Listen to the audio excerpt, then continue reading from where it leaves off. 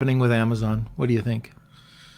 Amazon, I think a couple things. I think from the consumer side, it's blowing up, and it's going to Hmm. continue its juggernaut. I think quarter four this year is going to be amazing. With the resurgence of well, it never went away. There's a lot of people here in the States that say we're on a second wave of COVID right now. No, we're on the first wave. It just never went away. Uh, it, the big problem, I truly believe, I follow this pretty closely, both the conspiracy people and the non-believers and the people who are really following the science and everything in between. I really believe that this fall is going to be a disaster in the United States with COVID. I think Hmm. as soon as the flu season starts, October, November, December, I think you're going to see people falling like flies. What's happening right now is not good, and it's going to get a lot worse. I mean, this one might get under control by August or September, but it's going to come right back. Um, and I think if you look at the Spanish flu, 1918, the same thing happened. In the spring, it got bad. In the summer, people started letting their guard down a little bit. The weather, that one's a little bit different, but the weather kind of tempered it a little bit. And then in the fall, all bloody hell broke loose. And I think that's what's going to happen here. So I think from an Amazon point of view, as a seller, be ready because I think it's going to go crazy.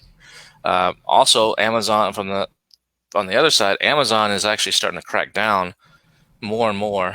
They're under more and more government scrutiny for things, so they're starting to really crack down. I just saw yesterday someone posted that they've been talking to a lot of other big sellers, and their Amazon is now doing a lot of test buys on products. They started in early June. They've done literally tens of thousands of test buys with addresses you wouldn't know. It's not going to say at Amazon.com or ship it to Seattle. They're using drop boxes around the country to actually send these to, which there's whole companies that do this where you can send, they're basically fake names, and they send it like UPS stores, and you would never know who it is. I mean, mailing companies do this. If I rent my mailing list, I can seed the list with like 20 of these around the country. That way I know who's using my list, and if they're misusing it or if I only license it for one time, you'll know if they used it again. Amazon's doing something similar and doing test buys, and they're looking at your inserts and they're following the entire flows. They're actually signing up for your ManyChat flows for all these flows. So if you're doing anything above that's not above board on any of that, I would immediately stop because you're probably going to see a wave of suspensions, and it's a good thing. It needs to happen. Yep. And if you got those kinds of inserts out there and you got product at Amazon right now, you need to keep I don't know I mean, other than pulling the product back and taking that out, which may not be practical. You need to cross your fingers and hope you're not on the radar right now.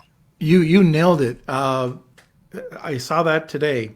They're buying, they're checking the inserts, and they're checking the emails that come in, and seeing how you're responding. So Yeah, I mean, they have a whole new team that they just what was that?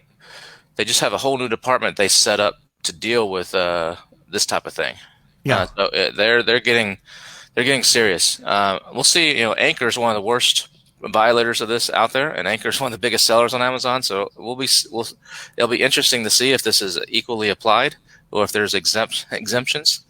But yeah, I would be very careful. There's nothing wrong with an insert. There's nothing yeah. wrong with putting your website address on an insert, but just what you're doing with that insert, you need to be extremely careful. If there's any hint of you're giving away a free product for a review or trying to manipulate or do anything, you watch out. Yeah.